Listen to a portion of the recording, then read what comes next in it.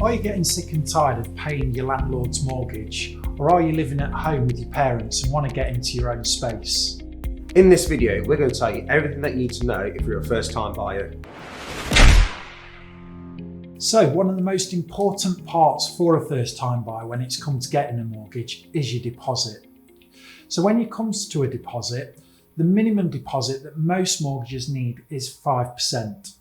However, the bigger deposit that you have, the better rate that you can get with the mortgage, and also the easier it can be to get a mortgage. And that's because the lender's credit scoring becomes a lot easier to get through once you have a bigger deposit.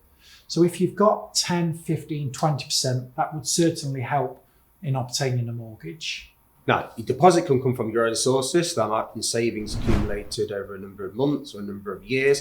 It can be from a gift, so it can be your mum, your dad, immediate family member, grandparent. It can also be somebody that's not related to you at all. And some lenders will also allow a personal loan as a deposit. There are some equity loan schemes available that will grant you a deposit. Now, these equity loan schemes have actually replaced Help to Buy. Alternative scheme is looking at shared ownership. With shared ownership, you purchase a share in the property. Some lenders will allow you to purchase 100% of the share. And what that means is that you're not actually putting down a deposit towards the purchase. Also, if you are a first-time buyer and you've got adverse credit, so that could be something like a late payment, it could be a default, CCJ for example.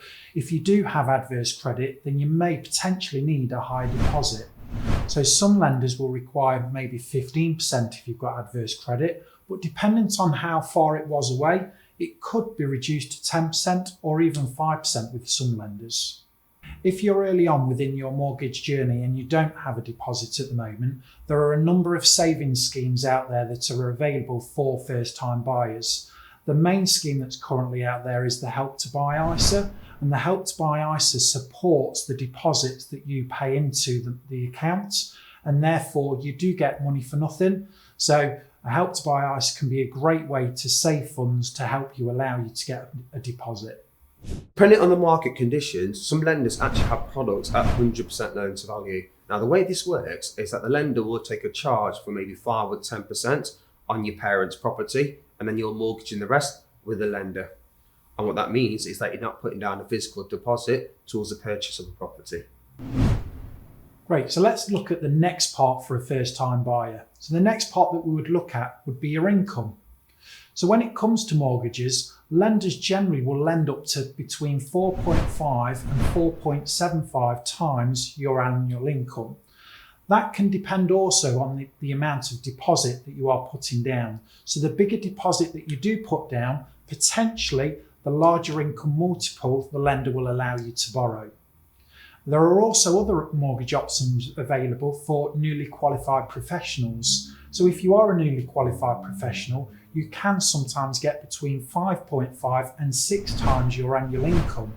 So that could mean that if you're on £30,000 per year, you could potentially borrow up to £180,000 on a mortgage. Now, let's look into the income documentation that a lender would require for an employed individual.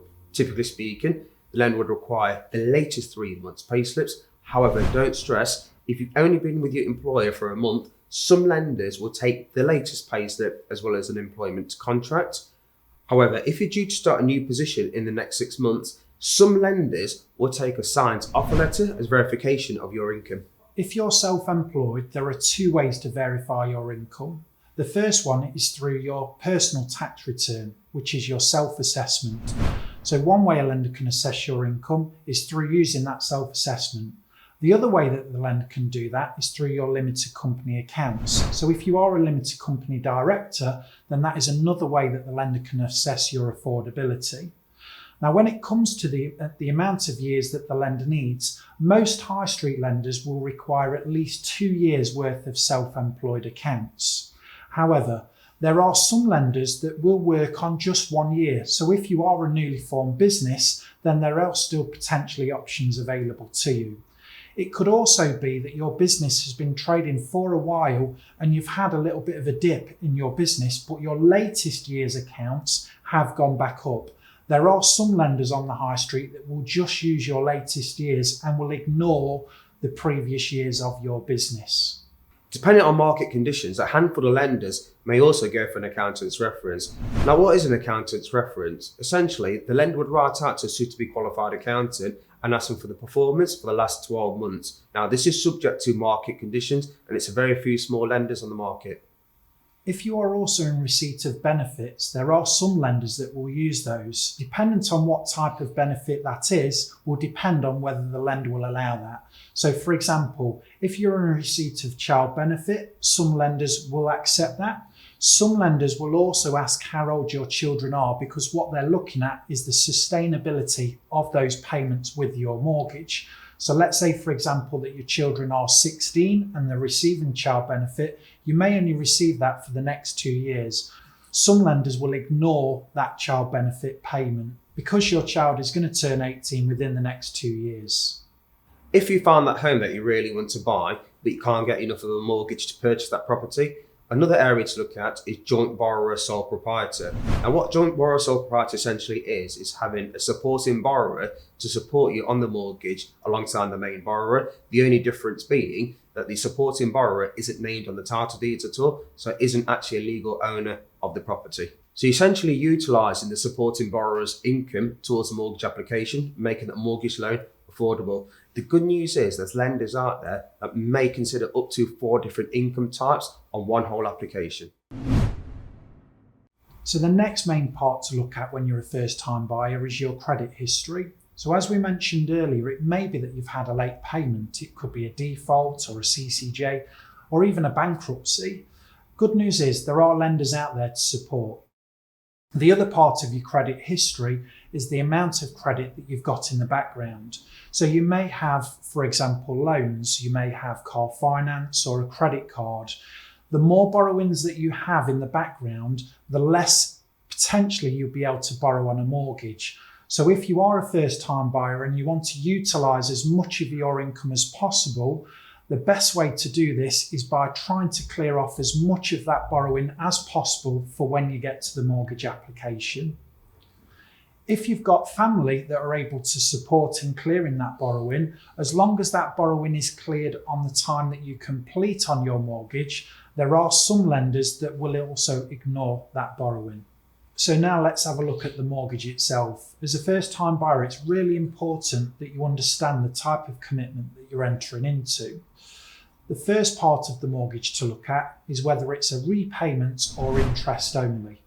Now, essentially, a repayment is called a capital interest mortgage. And what you're doing with that type of mortgage is you're paying the interest on the mortgage, but you're also paying the capital. So what that means is as you go through your mortgage, the balance on your mortgage reduces. That is the most common type of mortgage for people to take. There is also an option called an interest-only mortgage. An interest-only mortgage is essentially where you just pay interest on the mortgage. The payments for that type of mortgage are lower, but because the balance never reduces, at the end of the mortgage term, you will still owe the same amount as what you originally borrowed.